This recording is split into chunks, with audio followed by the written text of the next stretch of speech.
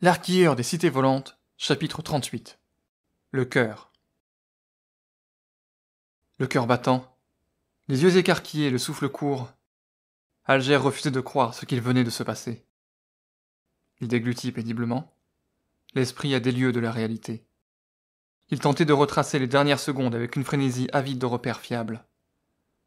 La main posée contre le mur, comme ancrée à une surface toute tangible, l'artilleur se rappelait de l'expression de son homologue, à la fois amusé et concentré. Alger revit à lire enfiler un anneau, puis prononcer quelques mots étranges, son visage se crispant sous l'effort.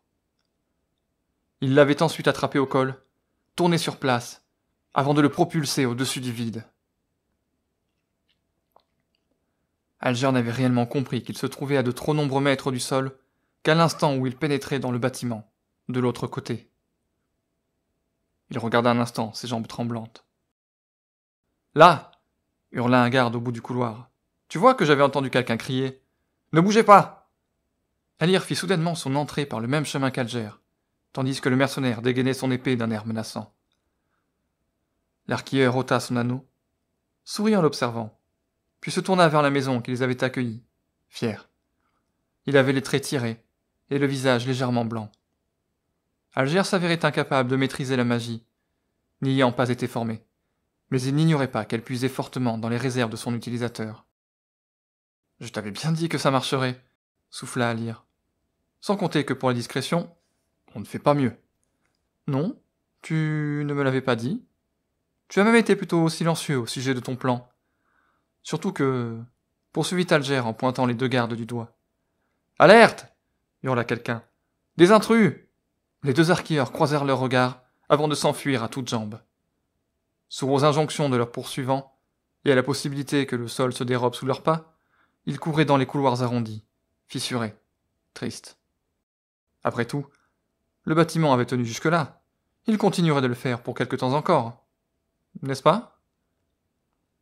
Avec une vague idée du chemin à suivre vers leur destination, celle qu'ils pensaient abriter le cœur d'Avizar, les deux fuyards prirent sur leur droite, puis à gauche, et encore à gauche. La voie s'étira alors sur une vingtaine de pas. Les bruits de leurs poursuivants s'intensifiaient, tant à cause de leur proximité que de leur nombre. Alir et Alger se faufilèrent sur leur droite, craignant de plus en plus de se perdre dans ce lieu trop peu connu. Pourtant, à quelques pas de là, alors que l'arrondi des murs la leur cachait, ils parvinrent à destination.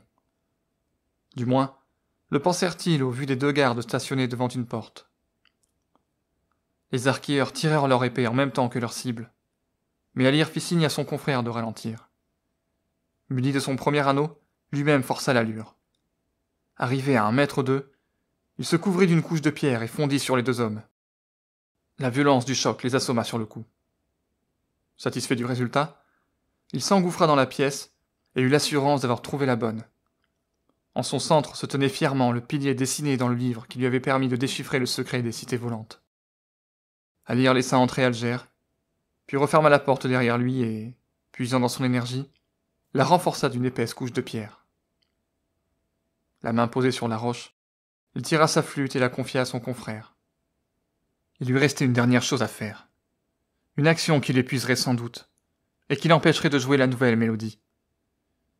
Pour parvenir à leur fin, Alir devait abandonner l'ultime tâche à Alger, lâcher prise, et croire en sa bonne foi. Puisse-t-il ne pas le trahir maintenant ?